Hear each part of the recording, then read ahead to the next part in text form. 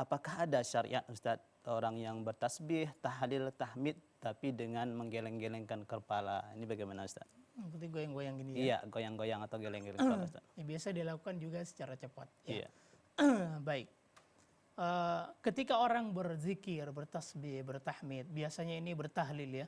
La ilaha illallah, la ilaha illallah.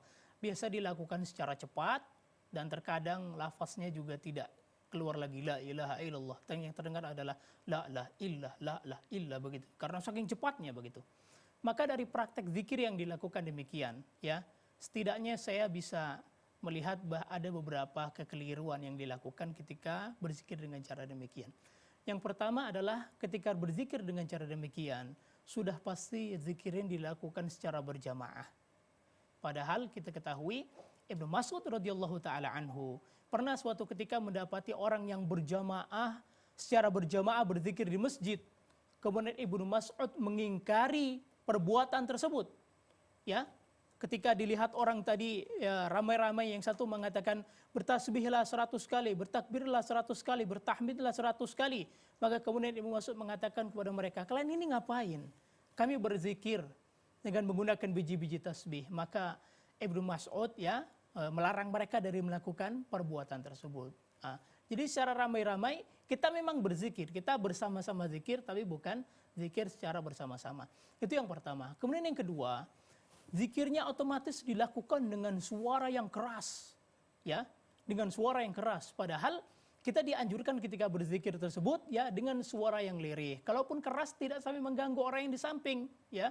Rasulullah Shallallahu Alaihi Wasallam ketika melihat sahabat, ketika dalam perjalanan, ya, ketika naik ke bukit atau turun ke lembah, mereka bertasbih, mereka bertahmid, bertahlil dengan suara yang keras. Maka kemudian Rasulullah bersabda, irba'u ala anfusikum. Kasihanilah diri kalian, kata Rasul. Innakum la tada'una asamma wala ghaiban. Sesungguhnya kalian tidak menyeru sesuatu yang tuli ataupun yang gaib. Yang kalian seru itu Allah yang dekat.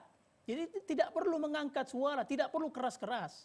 Kemudian cara berzikir yang demikian lagi ya, itu bisa menghilangkan terkadang lafaz dari tasbih tersebut, apalagi kencang-kencang.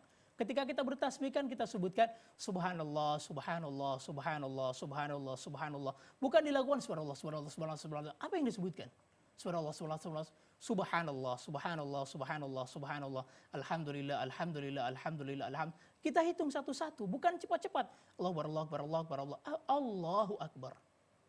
Nah, kemudian selanjutnya ketika kita menggoyang-goyangkan kepala ke kanan dan ke kiri, dan terkadang ada zikirnya yang sampai orang menari-nari, sampai seperti berjoget-joget, ini tentu saja tidak beradab di hadapan raja di raja, tidak beradab di hadapan Allah Subhanahu wa taala. Ketika kita berzikir, kita lakukan dengan suara yang rendah.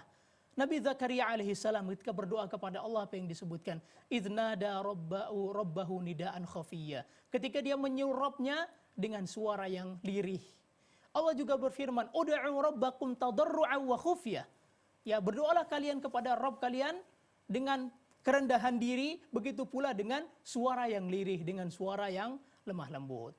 Maka kita lakukan zikir sesuai dengan tuntunan Rasul sallallahu alaihi wasallam. Apabila zikir tersebut tidak sesuai dengan tuntunan Rasul, maka harus kita tinggalkan agar kita tidak terperosok ke dalam perkara-perkara yang baru yang tidak dibawa oleh Rasul sallallahu alaihi wasallam. Wallahu taala.